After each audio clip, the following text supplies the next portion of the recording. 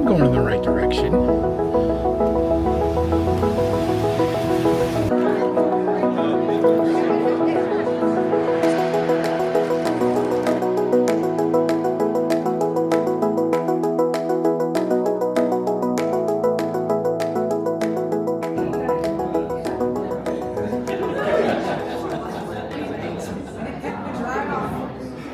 Aloha, gang. Aloha. For those of you who don't know me, my name is Jeff Kozen. I'm a local tattooer here, born and raised South Floridian. By no means do I consider myself a historian of anything tattooing, but I'm a tattooer, a professional tattooer of 20 plus years. The one thing that I love more than Tiki, I know it's crazy, is tattooing. I've devoted my life to it. I've made a career of it. And I figured Jason and the guys wanted me to kind of do this presentation. I've done it a few times in the past. I did it once at Hukilau. I did it once at Castaway for the Lads. If any of you guys have seen it, I'm going to quiz you at the end because it's pretty much the same fucking thing. There's only so many things I can talk about. So without further ado, I'm going to kind of go through the things that I found to have just direct and indirect correlations of these bars where guys have spent time overseas between tattooing historically and Tiki culture. Things that have been, Tiki culture has been heavily influenced by tattooing, and I don't think a lot of people really even notice it. So a lot of stuff that you have either seen in bars or people that were the early patrons of these bars, that Don and the Barrientos and the Maikai guys and Trader Vic's, the early patrons in the Polynesian Islands, and a lot of these guys were getting heavily tattooed. Cocktails by the Luau Lads, by the way. Thank you guys.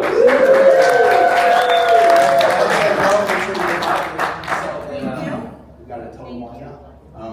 So to start, tattooing in general. Let me give you a kind of a brief history on tattooing. It dates back arguably as long as mankind. When people started painting on caves, they started painting on their bodies. Once they figured out that they could, start a fire and cut themselves, and that soot and ash made a dot in their skin that never went away, they started to figure out tattooing. Every continent, every ethnicity, tattooing has played a role in just general evolution and general culture. The oldest known preserved human was this gentleman right here, Otzi the Iceman. Otzi was found near the Austrian-Italian border by hikers in 1991. Once they excavated his body and thawed him out, they found that he had 61 perfectly preserved tattoos on his body. There's been a number of other ones that date back generally around the same time, but he was known to be 5,300 years old. So this is the Copper Age. He's older than the pyramids, he's older than Stonehenge. So it kind of shows that tattooing has been going on for quite some time. Now, again, scholars don't necessarily think that there is any tribalistic reason to these tattoos. They seem to be more of a medicinal purpose. All the areas of his body where he had tattoos seemed like pressure points or areas where people would have acupuncture. So they think that there was probably some deep-rooted kind of, medicinal purpose for this. Sudan, Chile, Peru, Russia, ancient Egypt, all these places have had mummies that have been discovered with tattoos. The nature and the quality of these tattoos obviously vary depending on the culture at that time. Some places were much more evolved, the tattoos were more evolved. Some were for hierarchy, religion, respect for heroism, and that's kind of where I want to go into the arts of the Polynesian Islands. From sculptures, carvings, tapestries, tools of war, tattoo art was replicated on these things. Essentially, tattooing was one of the main early art forms of Polynesia, and that's kind of where I'm going to kind of give the first half of this whole lecture is going to mainly be on like Polynesian tattooing, the different styles of Polynesian tattooing. I'm sure most of you guys that are hip to all this stuff can notice the difference between a Marquesian Tiki or a Maori Tiki or different carvings. You go inside Don the Beachcombers, you go inside the Maikai, and you can see the different rooms and you can understand the different art form. The majority of that stuff actually is derived from tattooing and not the other way around. So, there's still a debate over the origins of Polynesian culture, and that also transfers to the notions of their tattooing. We think that it's been going on for 3,000 to 4,000 years. But pretty much all tribal cultures in Polynesia had tattoos. Marquesians, Samoans, Tongans, Cook Islands, Hawaiians, Tahitians, the Maori, they all had their own form of tattoos, and they were all very, very different, especially early on. As times changed, And most things, just modern times, you might see somebody with a Polynesian tattoo, but it's kind of an amalgamation of 5 different styles. Early Polynesian culture, each island chain kind of had their own look. Captain James Cook, when he explored with the British Navy in the early 1700s, late 1700s, he first explored and found like proper tattooing in the islands.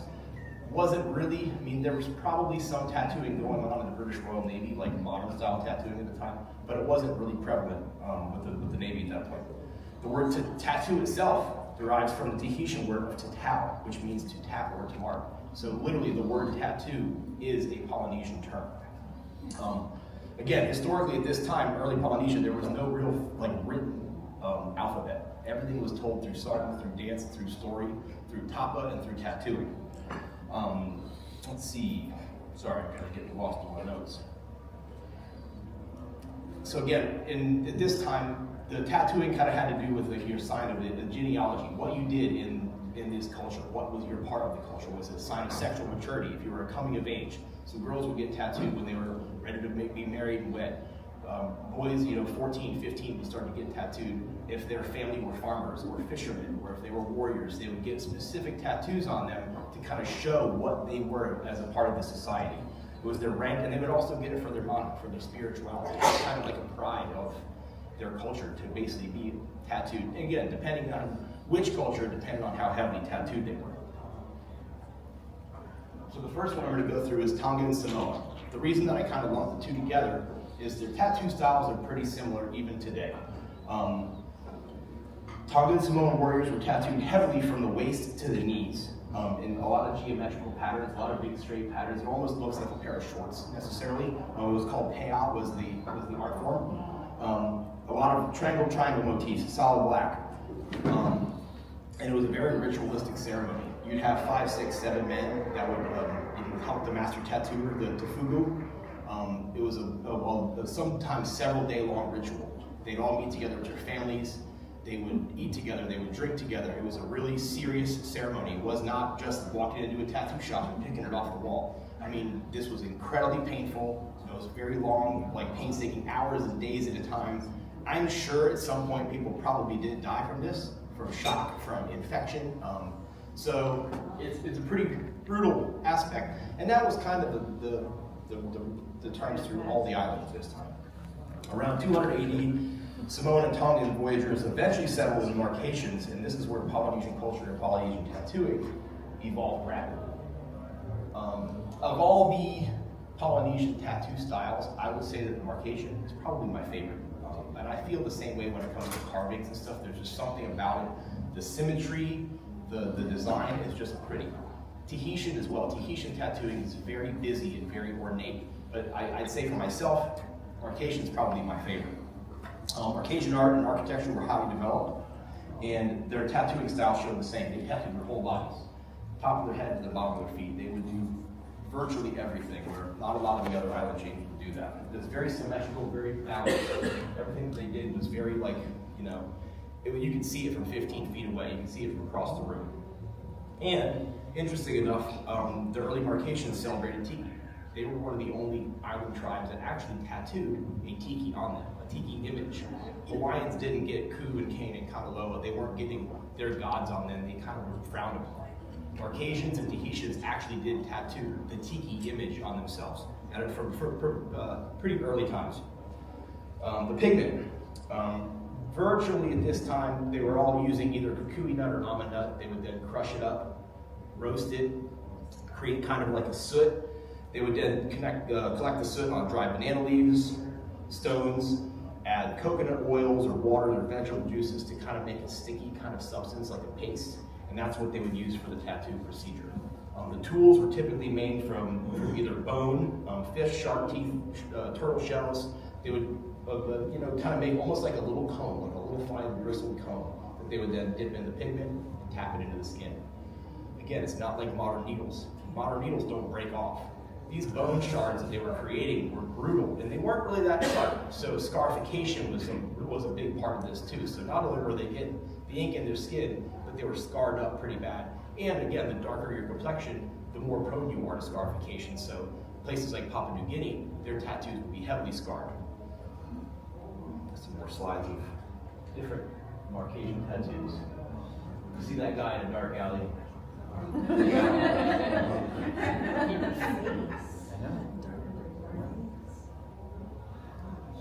These are actually in, what's the museum in Honolulu? The Bishop. Bishop. Those are in the Bishop Museum. Those are essentially like your original tattoo sign.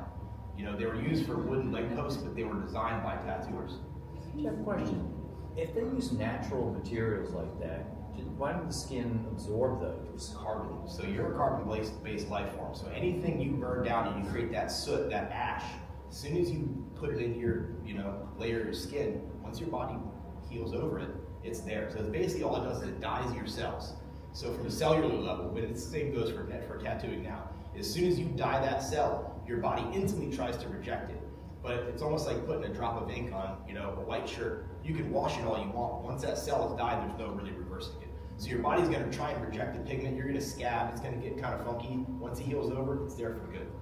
So, and again, there's probably different, they might use a different nut, or they might use different parts of coconut even. Whatever they can use to create that kind of black charcoal, that coal, to create the paste.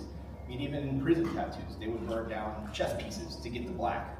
So as long as you've got something you can create the paste to create the pigment, you can dye your skin. As early as 14 in Marquesian Islands, these kids were getting tattooed. And before intense European contact, the Marquesian Islands were doing great, natural resources. They were a pretty, elevated culture at the time. And then, like most places, the French came in, 19th century, they took over, and the Western missionaries ruined everything, like most stuff. So all the fun was done. They looked at this as a lot of these people were savages. So once Christianity came in, they tried to eradicate tattooing from the majority of these islands because they didn't want these savages being covered in tattoos head to toe. Because Jesus wouldn't want that. This is more modern Marquesian tattoo. So again, you can see here, you've actually got Tiki tattooed in there, and as well as a lot of the other images. If you look at this stuff, try and see, you're going to see things that are replicated in Mai Tai glass, or something you've seen printed on the Hawaiian shirt. So this was the first version of it, way before anybody, or even the Oceanic Arts guy, before they started reproducing stuff to put in these bars. They were going to these islands, they were seeing this stuff, and they were taking the tattoos to generally replicate it and create their own version of it. And I, again, without being there, knowing for sure, I have a feeling that the early tiki bar guys that were building these places were also trying to replicate a lot of this look without the actual savage themselves. You got to think, you're coming stateside to a tiki bar in Indiana, you don't want to walk in the place and this dude's got his face tattooed. These people will probably freak out. They try to find all the other pretty parts of it with the hula girls and the grass skirts and the palm trees, but the art itself is definitely was replicated in a lot of these bars. Maori, very, very different tattooing, totally different island chains. Maori tattooing they had for their faces was called moko or tomoko tattooing, which were strictly on the face. Their term for tattooing was called kirihuri, which kiri meaning skin, huri meaning art. The Maori people considered the head to be the most sacred part of the body, so that was the most tattooed part that they usually had done. And even if they were to have beef with somebody and they would conquest their enemies and chop their heads off, they keep it in a box, almost like you would see at the Maikai. You get the little shrunken heads in the back with the Maori tattoos. So there is a little bit of influence there. They looked at that as a sign of power and conquest. Men have full face tattoos. So a lot of the times you see the guys would have all the way to the top of their head, their full face. Typically women would have more of like their lips, maybe their nose, their chin, a little bit more centralized here. And the biggest difference between the Maori and most other cultures is not everybody in New Zealand at this time was tattooed. It was very much a societal rank. Only the nobility had moko tattooing. So slaves and fishermen and farmers and lay people did not have tomoko tattooing. It was essentially anybody of some sort of nobility or regal stature. But, with this guy, it's kind of hard to see, but with moko tattooing, your skin on your face heals much differently than anywhere else in your body. Any ladies who've ever gotten any microdermabrasion or anything like that, or even cosmetic tattooing, your body wants to reject everything really fast on your face because it sees a lot more sun, and your body reprocesses cells faster on your face and your hands. their art of tattooing, when they carved it into the skin, they'd almost literally carve it in, and not only with the pigment, but they would rub the soot in as well. So Moko tattooing was heavily scarred. So if you see a lot of these pictures, they'll almost look like rippled on their faces because of the scar.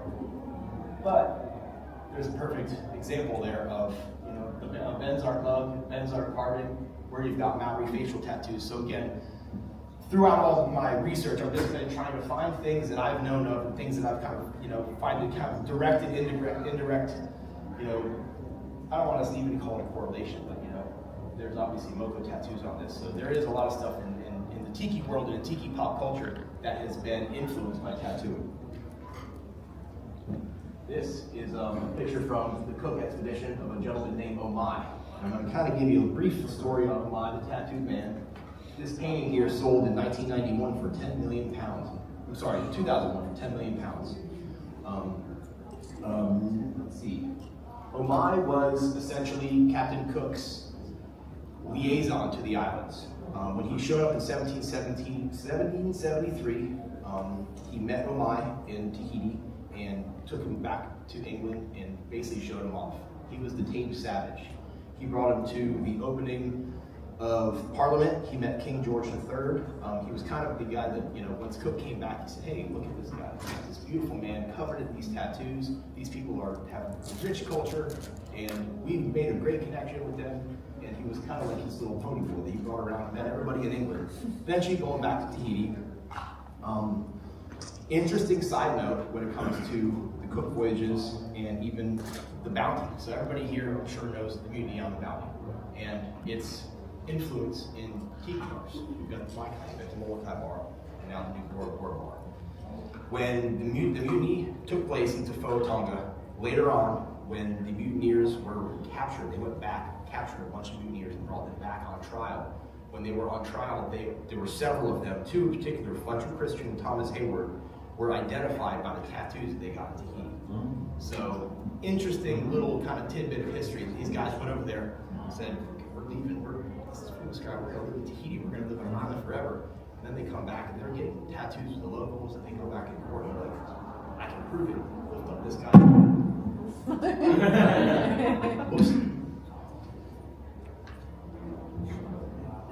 So, Tahitian and Hawaiian tattooing.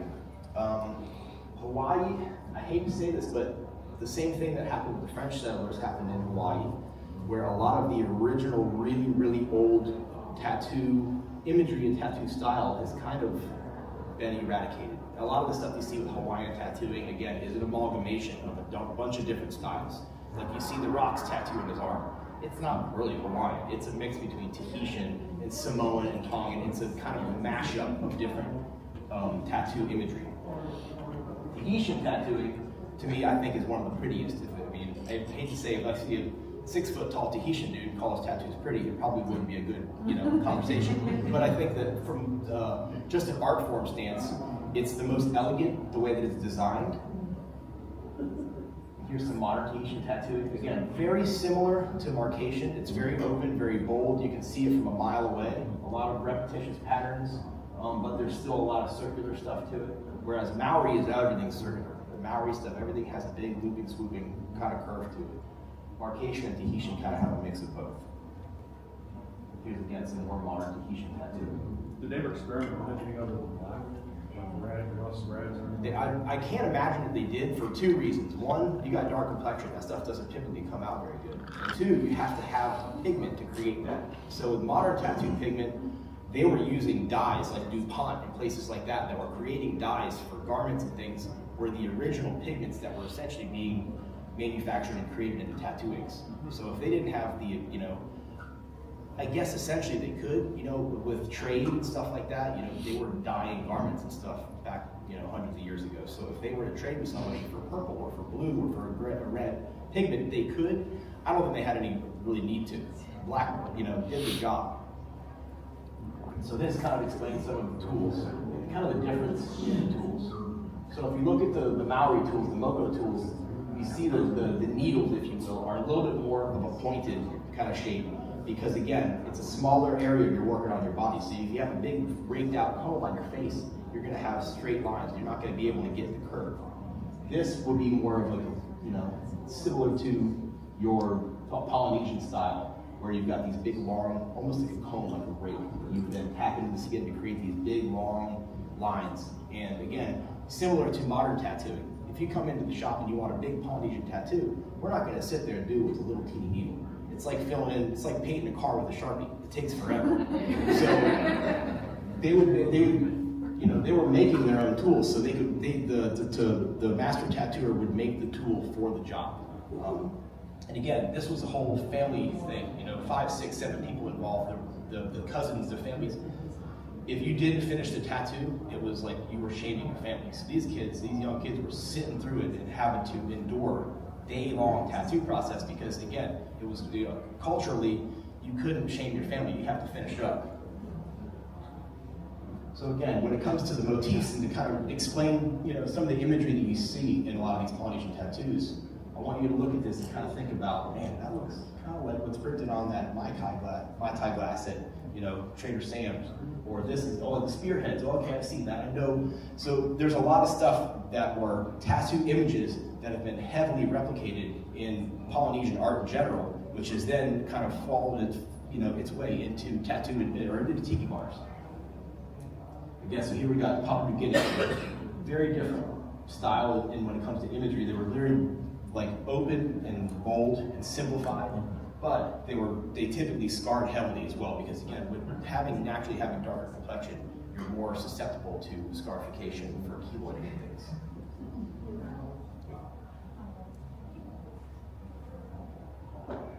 So we'll kind of parlay our way into the other tattooing that was going on in Hawaii.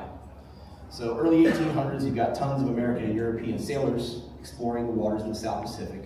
In 1813, Captain David Porter of the frigate ship Essex made landfall in Nuku Hiva, and he documented in his journal that he and his friends saw these beautiful tattooed maidens of the island. So you've got, early 1800s, these sailors who are finding their Bali high. They're landing on these shores, and they're like, what is this place? You've got a kid from Nebraska who's probably never left his hometown, who's now on an island in the middle of the Pacific with half-naked tattooed ladies, and he never wants to come home. And chances are, he either saw his buddy get blown up next week, or he doesn't know if he's going to make it home. So there's the duality of the experience of these guys being in the South Pacific. Not only because they don't know if they're ever going to come home. So when they're not on the ship and they're on ship, they're going to have the best time that they can. As early as 1820, an agent of the U.S. Commerce of Seamen appointed a lookout at Port of Honolulu. 1841, the U.S. noted that they are going to establish a naval base there. And in 1908, the Pearl Harbor shipyard was established. And we all know what happened there. 1941, Japan attacked Pearl Harbor, and the rest is history. However, before World War II broke out, there was modern American tattooing going on in Honolulu at this time. So pre-World War I, pre-World War II, there was electric tattooing that was happening. And obviously by electric tattooing, it's more with traditional sailor tattoos, with tattoo machines, with electromagnetic coils, with power supplies. Very different, completely different style, completely different art form than Polynesian tattoos.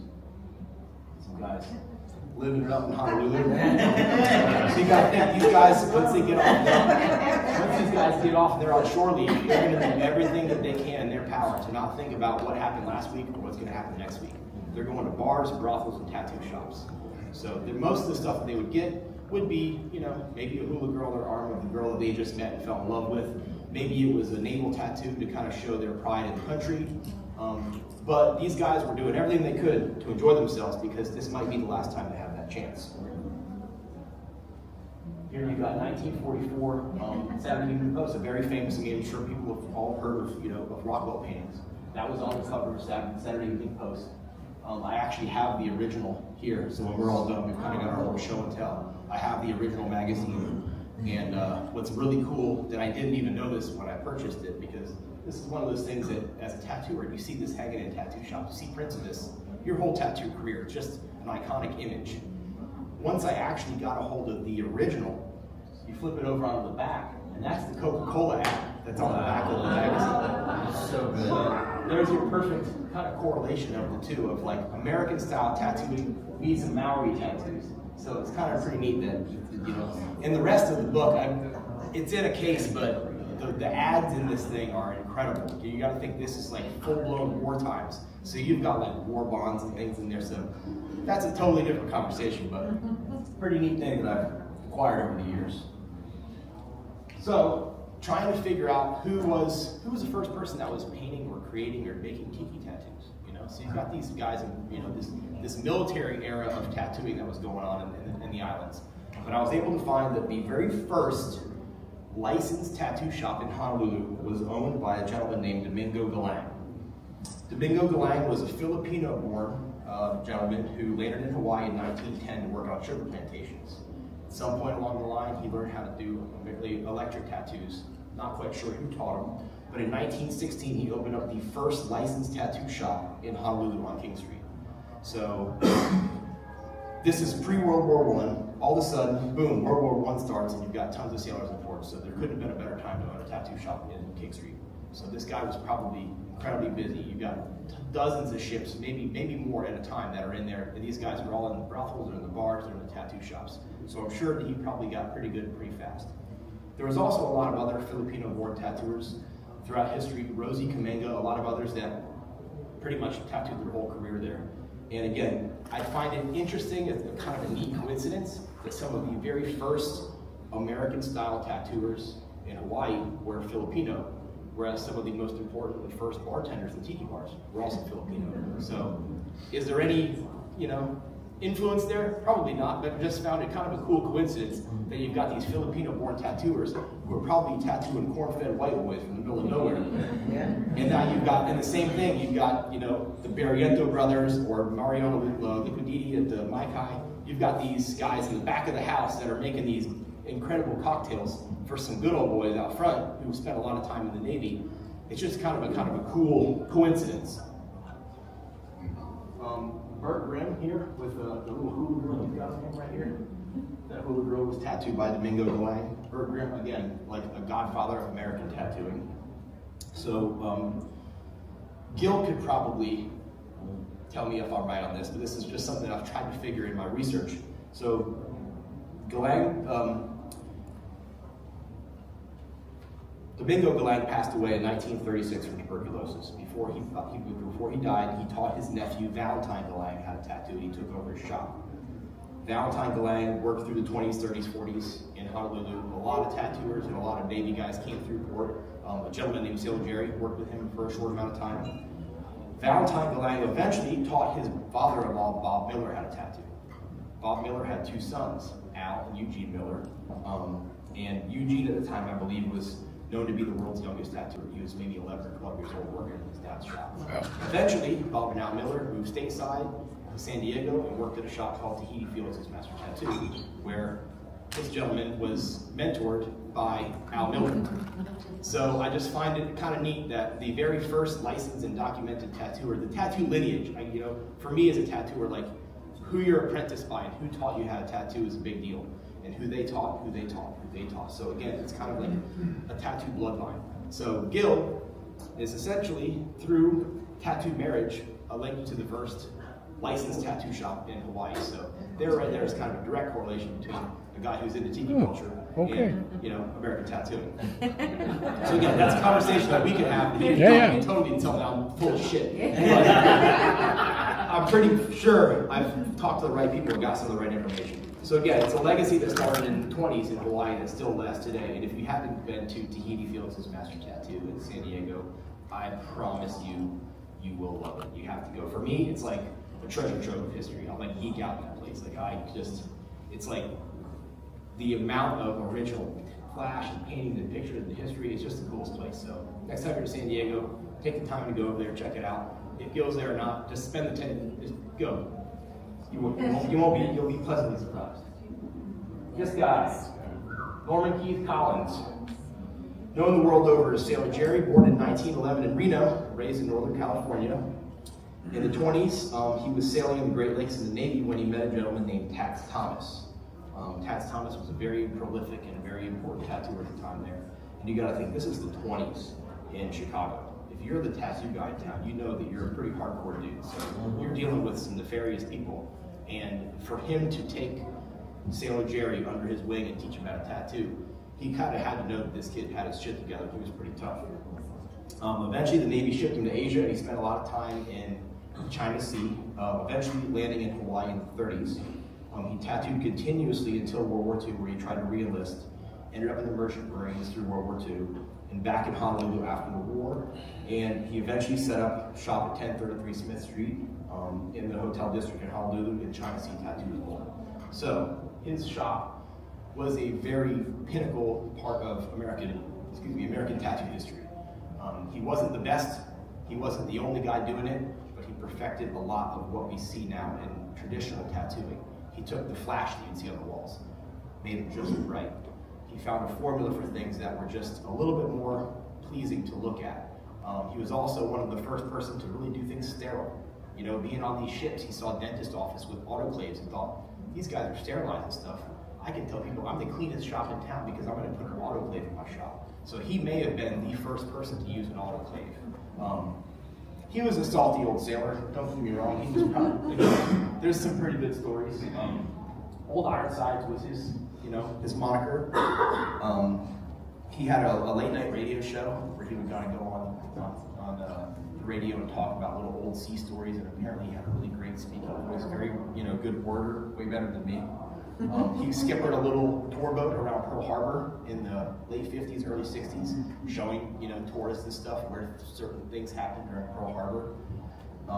And again, not the only person that was making tattoos at this time, but he was perfecting them. He was definitely, and again, he's with the rum company, which by the way, never knew existed. He was dead long before the rum company existed. His family never saw a dime of any of that. It was just, really good marketing by somebody who was able to buy the rights to his name. So, looking through Flash and trying to find, okay, you've got Honolulu stuff, you've got Hula Girls, you've got the Bacardi bat even. Who was the first person that created like a piece of Tiki Flash? The reason they call this Flash, when you go in any tattoo shop, you see all the stuff on the wall, they call it Flash. Legend says that they called it Flash because during even pre-war times, when tattooers were working with the sideshows or the circus, it was not really legal. It wasn't illegal, but it depended on what town you were in. Some places did not allow tattoo shops. So these circus sideshow tattooers would create these designs, they would flash it to people. Hey, want me to tattoo? So that's where the term Flash came from. And then it's just stuck. And then when you walk into a tattoo shop, especially at this time, you weren't going in there with your phone with Pinterest. You had to walk in and you say, this is what we got, this is what you get. If it's not here, we don't have it. And it was a way for these guys to produce tattoos quickly and fast. They didn't have stencil machines where they could print it out and stick it on your skin. They had what they called an acetate stencil, which was a piece of plastic. And they would then put a powder on it with Vaseline. It was a very ornate, dirty, kind of grimy job. These guys weren't wearing gloves, they were reusing stuff. Pretty interesting what they got away with. But I was saying, I was trying to research who was the first person that painted a Tiki Flash. Many tattooers, Milton Zeiss, Charles Wagner, Sailor Byrne, Colonel Todd, Les Goose in England, there's a lot of people that were creating these like Hula Girl tattoos. Long story short, I have no clue. I couldn't find a Tiki. I couldn't find an actual Tiki image. I found a lot of palm trees and Hula Girls and, memorial stuff here of like, you got Mauna Kea on that sheet, you got Tahiti, but I couldn't really find a Tiki. So that, that question has not been answered. Here's some Hula Girls from Joe Lieber, who look quite a lot like Sailor Jerry tattoos. The reason why? Because they were pen pals, and he'd send them drawings, and then Sailor Jerry would then replicate them and repaint them. $8, it's a deal. $8.50 for that. Add a zero on that nowadays, maybe 2 zeros. Les Goose in England. This guy here's got some Hula Girl tattoos. So these are English sailors who got some Hula Girl tattoos on. So it wasn't just an American thing that was going on.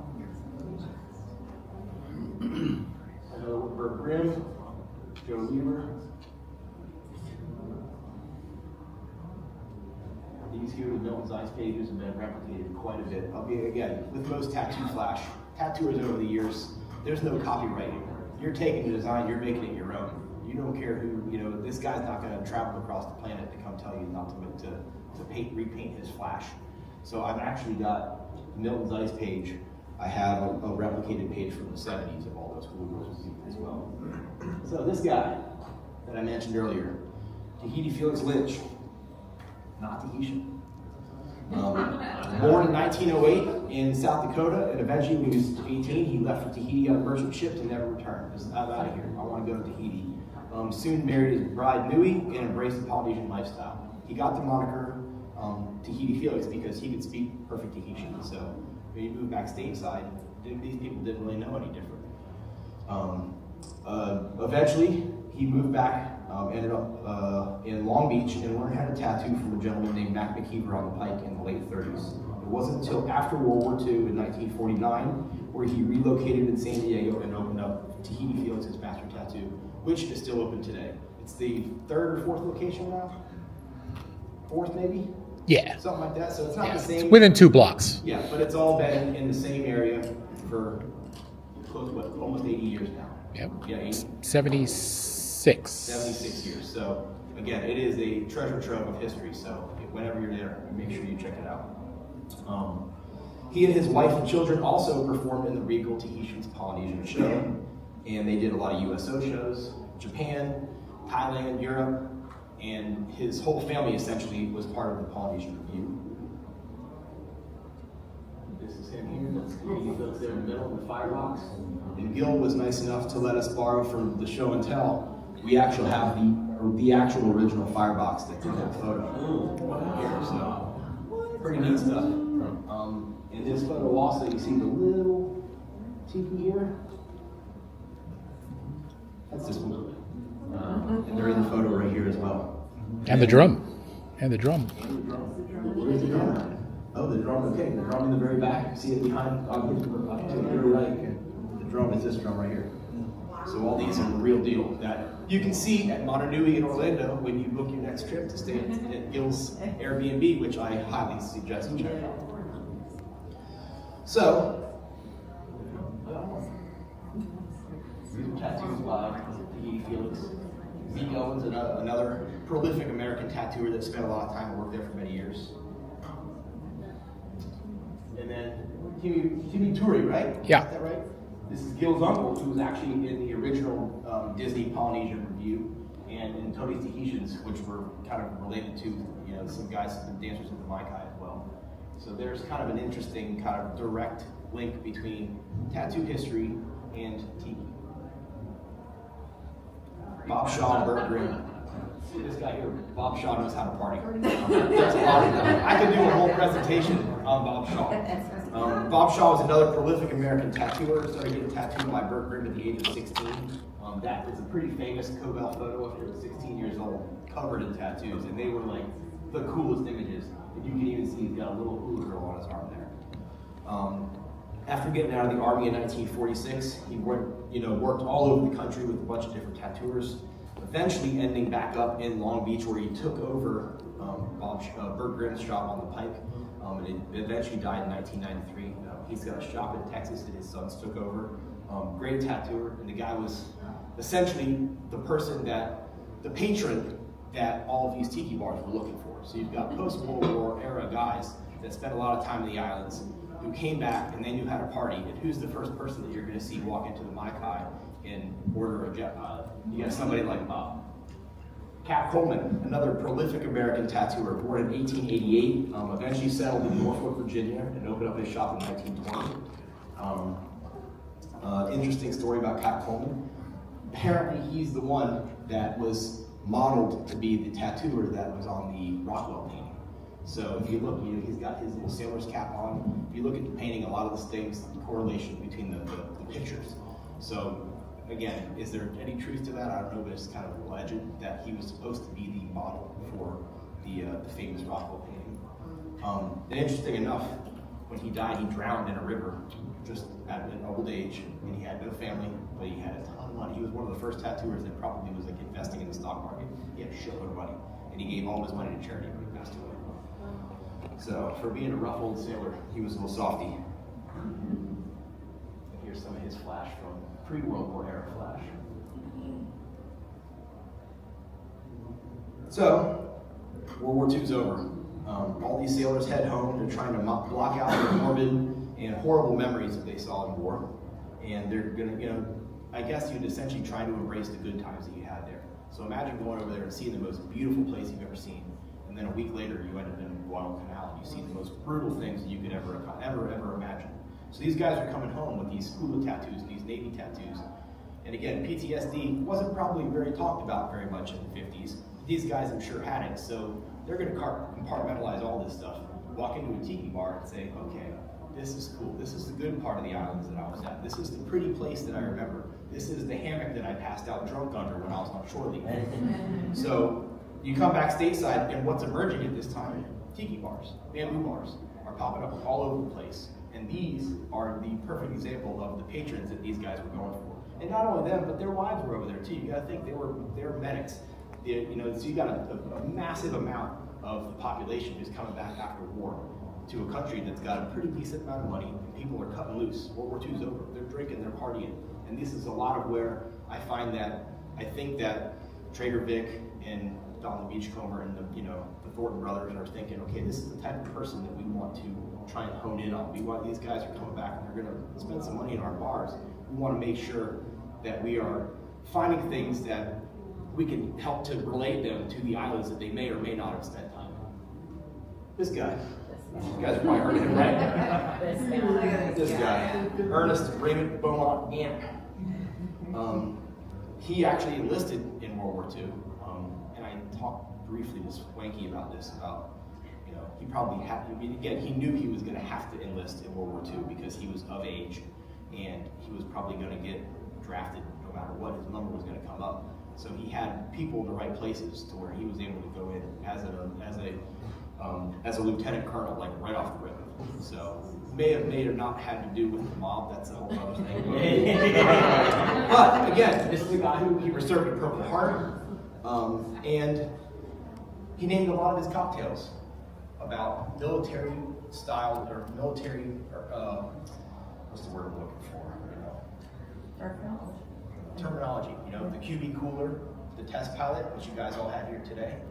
So again, perfect example of these guys are coming back and they have got that Navy tattoo on their arm, and they're sitting down and they're like, oh shit, there's a QB cooler. I remember this guy, or there's a test pilot, so and so. So there's a really cool correlation between his time in the military and these people that are coming back stateside and going into tiki bars. There's even the Don the Beachcomber B-29. Totally off topic from the Don the Beachcomber. Cindy Ray, she was an Australian tattooer, nicknamed the Classy Lassie with the Tattoo Chassis. So she was actually the first tiki pinup girl. She was the first tattooed pinup. And what she got in her arm? She got a hula girl. It's kind of backwards. I don't want to tell her that. But it just kind of goes to show that tattooing itself has kind of creeped its way into a lot of different subcultures. Punk rock, heavy metal, tiki stuff. Tattooing is culturally has kind of found its way into everything somehow. And this is just my way of bullshitting my way through an hour to tell you guys that I think that tattooing has had an impact on tiki culture, whether most people want to, accept it. So we got crazy Philadelphia Eddie Paul Rogers in '81 at a tattoo convention in Honolulu. So these guys are getting down. Paul Rogers is essentially like what tattooers consider to be like the godfather of American tattooing when it comes to tattoo machine building, and then Look at that shirt. Crazy Eddie was literally that. He was a character. I'm not sure if anybody, many years ago, this is probably 11, 12 years ago, at one of the early Hukilaus, there was another presentation that a guy did when Eddie was still alive. And Philadelphia Eddie and a gentleman named Bowery Stan were actually at the Hukilau when they were living in Fort Lauderdale. They both retired. They were living at like an old folks community in Fort Lauderdale. So I was lucky in my tattoo career for these guys. They would just get an Eddie's Cadillac and they would drive to tattoo shops who knew who they were. They'd come and hang out for the day. They'd tell the stories and eat pizza and talk shit, and it was really cool to be around these old timers that had like really, really cool, crazy stories. And there's Philadelphia Eddie's back. So he's got himself a whole back piece with the hula girl. So again, perfect example of a prolific American tattooer and a character of sorts. I mean, he was literally a cartoon character of real life, who I can guarantee when he used to come to Fort Lauderdale and visit my boss Connie, the first thing that they would do is they would go get dinner at 17th Street, 16th Street fisheries, and then they would go to the Mai Kai hat tricks. Do you know who did that back these? I do not know. I think it was several tattoos that did. But here you go, Disney Poly Resort. Do you think that maybe is a tattoo design? I don't think that, Walt Disney designed that. Maybe the forks might look like something you're going to eat, but again, that's a general example of what I'm trying to kind of get to, is that a lot of the stuff that you see in these bars, that's a direct ripoff of a tattoo design, and of a Marcasian tattoo design. So, just as, tiki bars in the 70s, 80s, early 90s start to kind of dwindle and kind of be defunct. Main reason is because that era of men were starting to pass away. These old timers aren't going out anymore. I feel like that now, just drinking all day for 2 days. I'm like, I'm ready for bed, and I'm not. So you got to think, you've got these guys that are getting up there in age. This tiki bar culture that was such a huge part of their life, they're not really going out anymore. Their kids don't have the same assimilates that they have to the islands like their grandfather did. And the same goes with tattooing. Oh, I don't want an anchor on my arm. Grandpa's, that's old junk. I want the new stuff. So just as you see a new era of tiki bars, and Florida tiki, and clown tiki, and all the amalgamations and the bastardizations of the original, the same thing goes for tattooing. You see a traditional American tattooing kind of falls to the wayside because that was grandpa's art, and you've got a whole new world of, obviously tattooing is very different. You've got tons of different styles depending on your cultures. But as tattooing changes, so do tiki bars. You got your new school tiki bars, you got your new school tattooing, but there's a handful of us that kind of like to preserve the past. Gil being one of them, which I'm really grateful that he was able to kind of let me borrow this stuff to show you guys today. There's a ton of other tattooers like myself that are kind of the old school. I like old bars, old cars, old music, old clothes. There's just something like, I feel like I was born too late. And there's a lot of us like that. This book here, by a friend of mine, Buddy Holiday, he's got a shop in Vegas. Awesome dude, incredible book, and it's all just little traditional cool tattoo designs. Tons of Frankie's Tiki Room stuff, tons of business stuff. Really good, cool, fun designs. And he's got 2 or 3 books now, so if you're into any tiki tattoo stuff, I highly suggest go out and get his book. Obviously, you've got Gil, who's here, who was San Diego based, now he's here in Orlando. Tons of other tattooers that I'm lucky to call my friends. A gentleman named Pooch, who's from South Florida, from where I'm at, used to do a lot of designs for Mai Kai for a lot of the parties. A gentleman named Timmy Tats in Pennsylvania, another guy who's very like-minded, likes old school everything and tiki stuff. We got Hoffa, who's here in Orlando, does more of like kind of like a modern kind of twist on tiki imagery. And then I've got some shameless self-promotion. So if I'm going to do this for an hour and talk to you guys, I'm going to show you some tiki tattoos. Again, most of what I do, my day-to-day, is like large-scale Japanese tattoos. I do like back pieces and sleeves and all that stuff. But being a tiki guy, I'm never going to not want to do a Mai Kai tattoo, or a tiki mug tattoo, or a Molokai band tattoo. So yeah, that's it. Thank you guys for...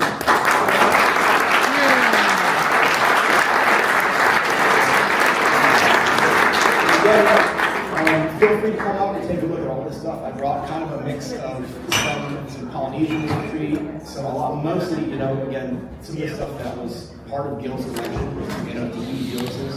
I've got some icons, some Borneo tattoo tools, some traditional tattoo machines that are from Sailor Perry, so I've got like some essential artifacts, as far as I'm concerned.